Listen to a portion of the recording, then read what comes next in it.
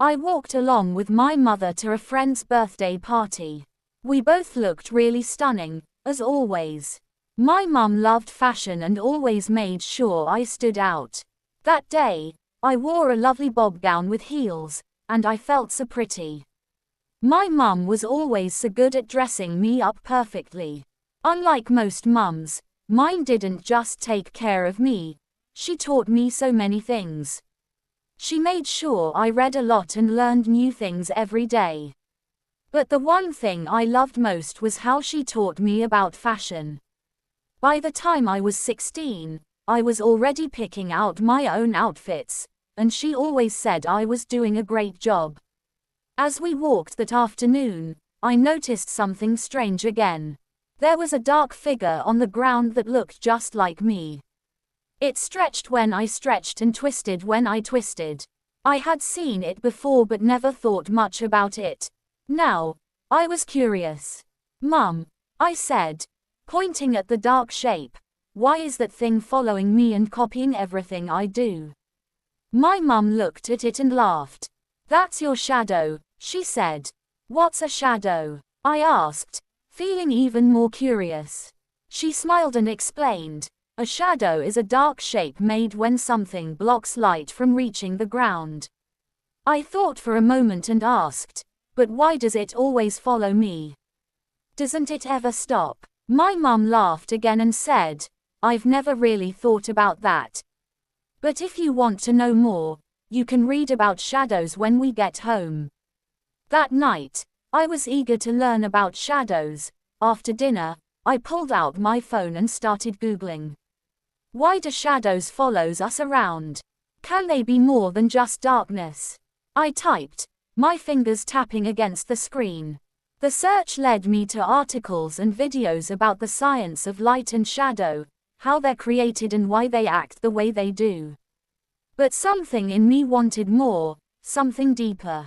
I read about ancient myths where shadows were believed to have their own spirits, reflections of a person's soul. I was fascinated. If shadows could copy our every move, if they could appear almost alive, then why couldn't they communicate? Over the next few days, I began paying more attention to my shadow.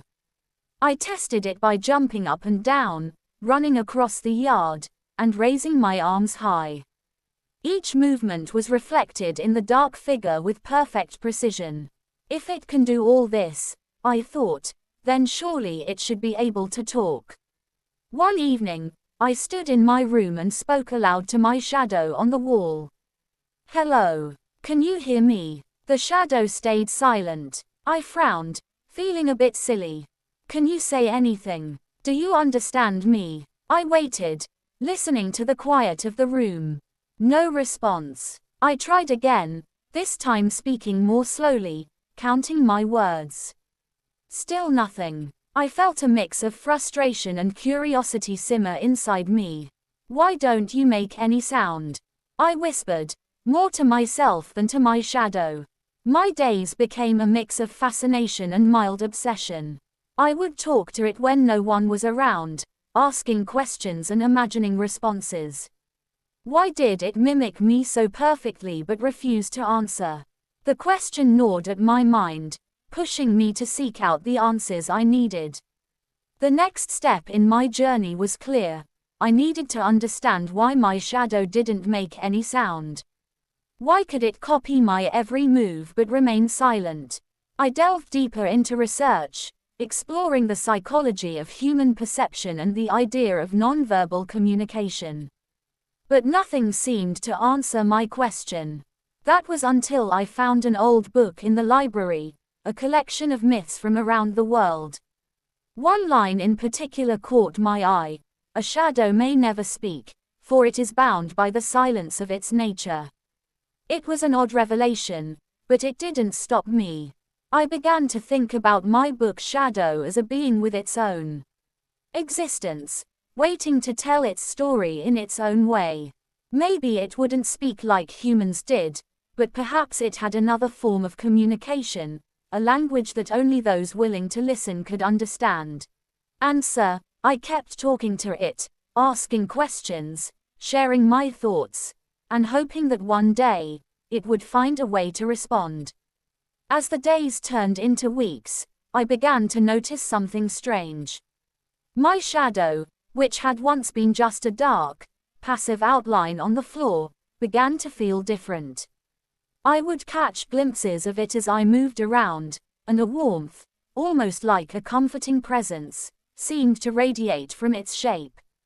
It was as if the shadow and I had reached an unspoken understanding, a bond that grew with each passing day. It all began one night when I couldn't sleep. The moon shone brightly, casting a silvery glow across the room and making my shadow dance across the wall. I sat up, pulling the blanket tightly around me, and stared at it. For the first time, I didn't see it as just an inky outline, I saw it as a friend. The shadow shifted in response to my gaze, moving as if it were trying to reach out to me. I smiled, a small, timid smile that felt new and strange. "Are you there?" I whispered, my voice barely audible over the stillness of the night. The shadow didn't answer, of course, but its movements spoke to me in ways words could not. I could sense that it was watching, that it was aware of me, and for the first time, I felt that I was not alone. With no one else to talk to, I found myself confiding in the shadow. I told it my secrets, my fears, and my hopes.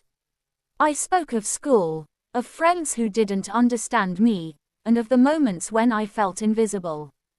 It was a quiet conversation, one that didn't require words, but I felt a connection that warmed my heart.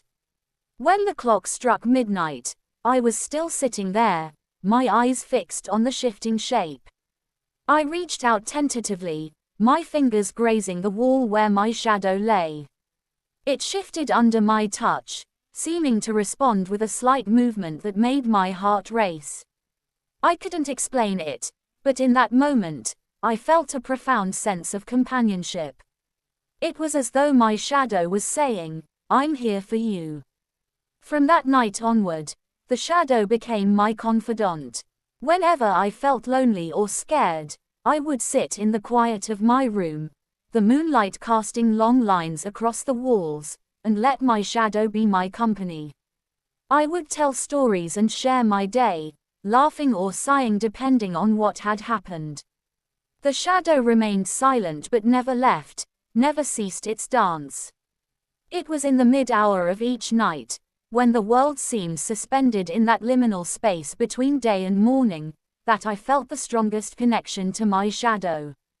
I would see it on the wall, shifting and stretching as if echoing my movements, and it became more than just an outline.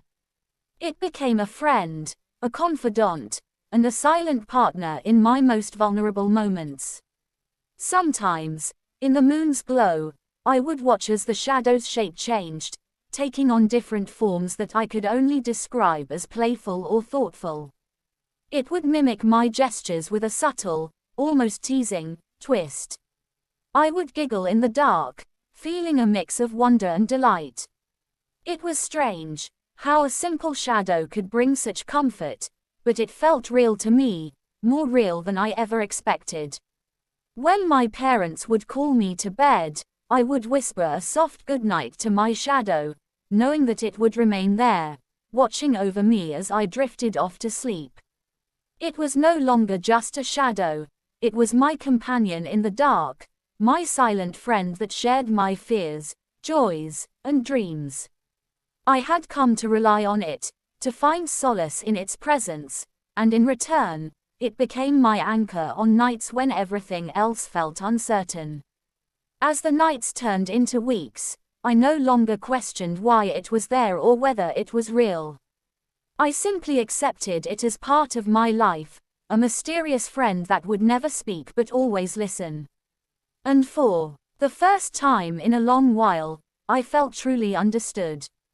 Talking to my shadow had a profound effect on me, one that I hadn't anticipated.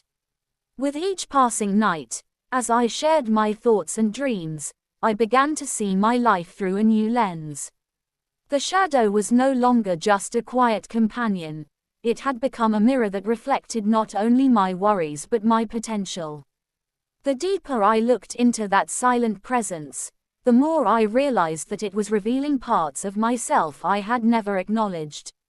At 18 years old, I felt a newfound sense of productivity and focus. I was more aware of the complexities within me, the fears I had tucked away, the ambitions I barely dared to voice, and the strength that I didn't know I possessed. Talking to my shadow allowed me to sift through these emotions and find clarity. It showed me that the darkness wasn't something to fear but a space where I could explore my truest self without judgment. I began to embrace my vulnerabilities and understand that they were not weaknesses, but threads that wove into the fabric of who I was. My shadow offered a unique form of companionship that nurtured my growth. I learned to separate irrational worries from reality, recognizing when my mind was spinning stories that weren't grounded in truth.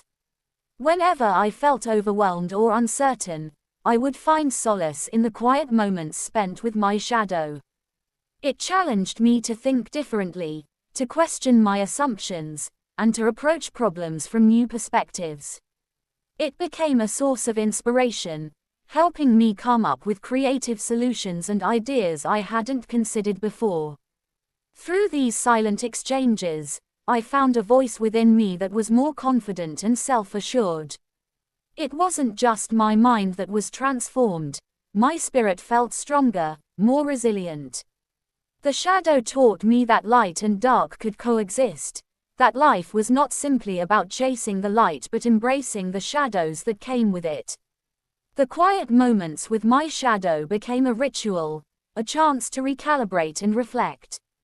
It was in those moments of stillness that I felt the most at peace, understanding that true growth wasn't just about pushing forward but also about accepting where I was.